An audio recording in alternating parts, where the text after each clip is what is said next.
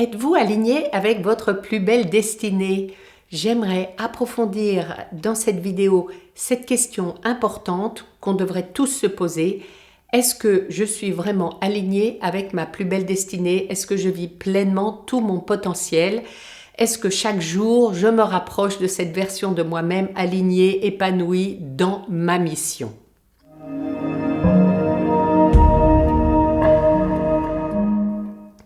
J'ai déjà abordé la question de la destinée. On va approfondir un petit peu ici avec des pistes et des solutions parce que parfois, on avance dans la vie sans vraiment se poser cette question et puis on finit par se contenter de moins que ce qu'on pourrait vraiment être. Et je dis bien être et non pas avoir. Aujourd'hui, je vous invite à réfléchir à votre propre chemin et à découvrir si vous êtes sur la voie de votre pleine réalisation, que moi j'appelle la plus belle destinée, parce qu'on a tous une destinée et on ne vit pas tous sa plus belle destinée. Donc vivre sa plus belle destinée, qu'est-ce que ça signifie? Ça peut sembler être un concept un peu abstrait, mais en réalité, c'est une idée très concrète, en tout cas pour moi, et je viens vous la partager. Vivre sa plus belle destinée, c'est atteindre un niveau de réalisation personnelle où on se sent pleinement épanoui, aligné avec ses valeurs et où chaque jour nous rapproche un peu plus de cette version idéale de nous-mêmes, de notre nature profonde et des aspirations de notre âme. Et concrètement, ça passe par plusieurs éléments importants. Alors, j'en ai relevé 4. La réalisation de soi, vivre sa plus belle destinée, c'est d'abord réaliser pleinement son potentiel, se réaliser, c'est se connaître, reconnaître ses talents, oser les exprimer, et c'est souvent là où c'est difficile, oser les exprimer, et c'est se dire, je suis capable de plus, ou je suis capable tout court d'ailleurs, et je mérite de donner vie à cette meilleure version de moi-même. Moi, quand je suis sortie d'une emprise qui me faisait croire que j'étais en gros rien sans lui, alors c'est insidieux, ça s'installe avec le temps, mais que mon avis était un peu stupide, que je savais rien, etc. En fait, j'étais même pas capable de sortir moi-même de cette emprise. C'est la maladie qui m'y a poussé parce que dans ces cas-là, il vaut mieux être seul que mal accompagné. Une fois sortie de cette emprise, j'ai pu redonner vie à cette version de moi-même la plus lumineuse et même à la développer à son paroxysme. Et c'est ce qui fait que à l'âge où d'autres réfléchissent à leur retraite, toi c'est à quel âge ta retraite? Moi j'apprends, je crée, j'accompagne et je vois bien que je m'oriente vers ma plus belle destinée alors que j'en étais très très loin. Et c'est là où je dis merci au cancer, c'était le cadeau dans cette épreuve. Donc la réalisation de soi, c'est le point le plus important à mes yeux. Et puis, l'alignement avec ses valeurs, vivre en accord avec ses valeurs profondes, ça vraiment c'est essentiel aussi parce que si on agit en contradiction avec ce qu'on croit être juste ou ce qui est important pour nous, si on est en conflit avec nos propres valeurs, et j'y étais d'ailleurs, on ressent un mal-être. Moi, je le ressentais bien d'accepter en fait une forme de maltraitance psychologique. Et je laissais faire, impuissante, enfin c'est ce que je pensais, c'est un peu la grenouille dans l'eau qui chauffe, la casserole qui chauffe, et quand c'est trop chaud, elle n'a plus l'énergie, la force pour sauter de la casserole. C'était un peu moi la grenouille. Donc vivre en accord avec nos valeurs, c'est indispensable, et quand on est bien en phase, nos actions, elles deviennent source d'épanouissement, et ça c'est vraiment ce que je vis aujourd'hui.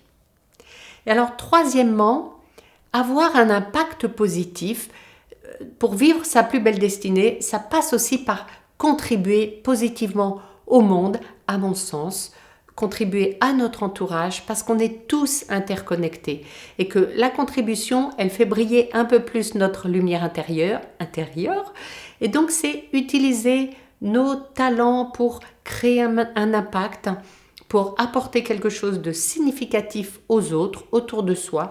Alors, on le fait tous plus ou moins autour de nous et ça peut être un engagement désintéressé, associatif ou une donation. Et puis simplement être à l'écoute, une écoute bienveillante envers ceux qui en ont besoin. Et puis, rayonner qui on est quand on déploie sa plus belle destinée, forcément, c'est lumineux, ça éclaire, ça inspire les autres, ça les invite à prendre ce chemin-là. Et enfin, la croissance personnelle, c'est une clé importante parce que la vie est un chemin de croissance continue et bien considérer que chaque défi est une opportunité d'évoluer, chaque expérience est un cadeau comme mon cancer, une richesse, une chance de se transformer, d'approfondir notre compréhension de nous-mêmes et de la vie. J'aime cette phrase de Khalil Gibran, de la souffrance ont émergé les âmes les plus fortes et les caractères les plus massifs sont marqués de cicatrices.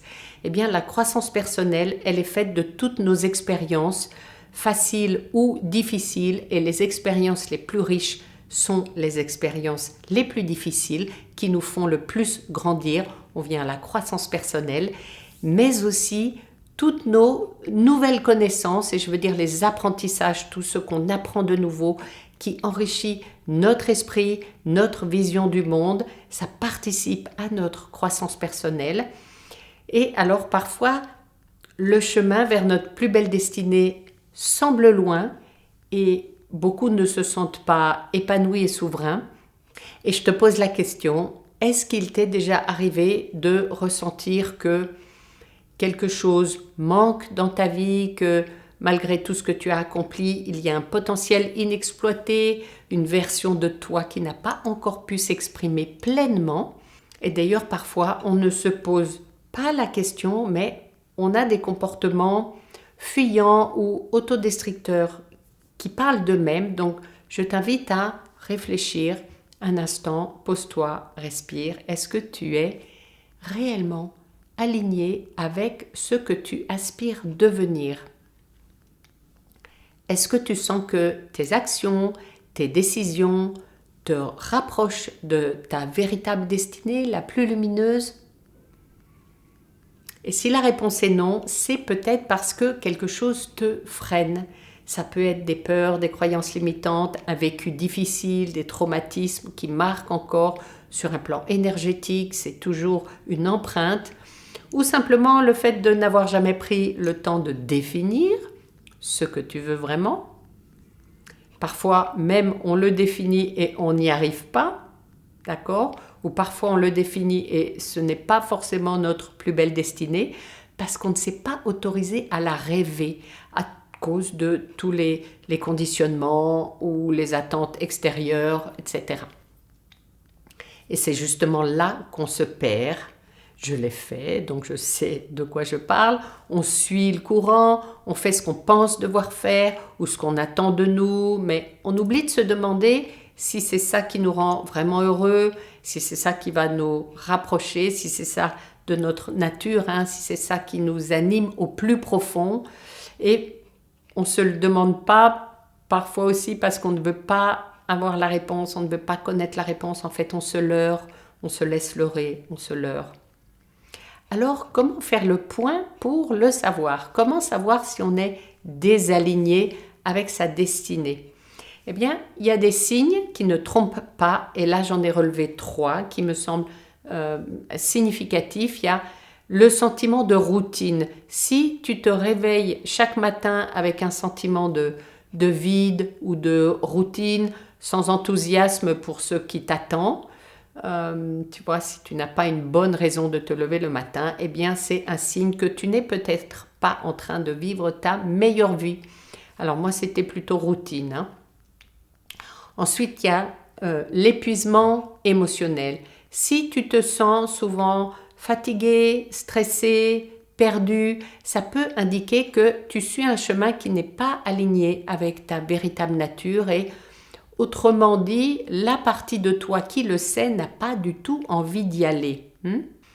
Troisièmement, je dirais le manque de direction. Si tu as du mal à trouver une vision claire de ce que tu veux vraiment, ou si tu ressens que tu avances sans but précis, donc pas très vite, eh bien, ça peut être le signe que tu n'as pas encore pris le contrôle de ta destinée.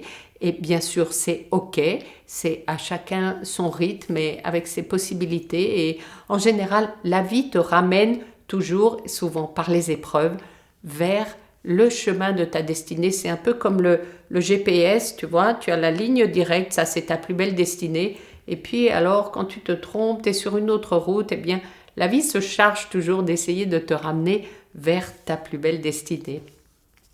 Donc, est-ce que tu ressens des signes qui ressemblent un peu à ça? Peut-être que la réponse viendra un peu plus tard, hein, qu'elle doit maturer. C'est une question un peu profonde, quand même, mine de rien.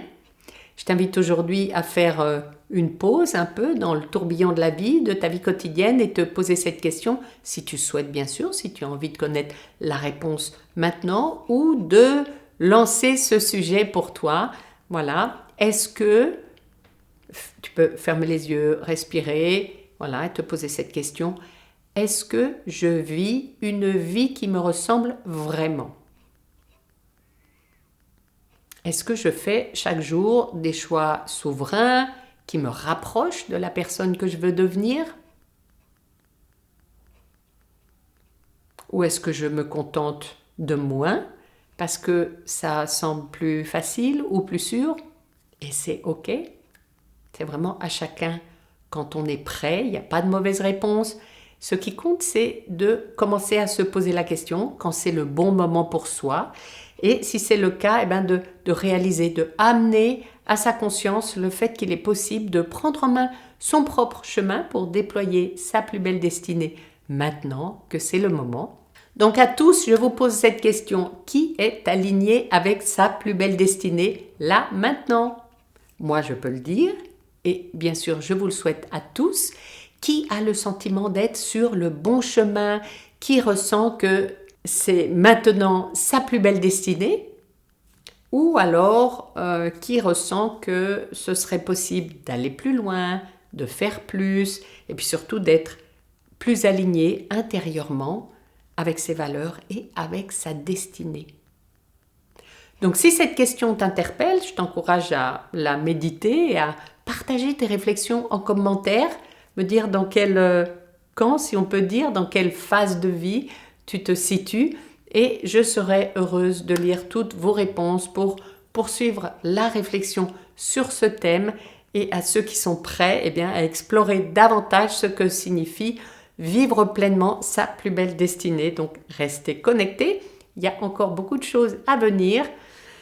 Je vous souhaite à tous une belle réflexion, beaucoup de clarté sur votre chemin et à bientôt, ici ou ailleurs. Souriez à votre plus belle destinée à venir et observez comme ça fait du bien à l'intérieur.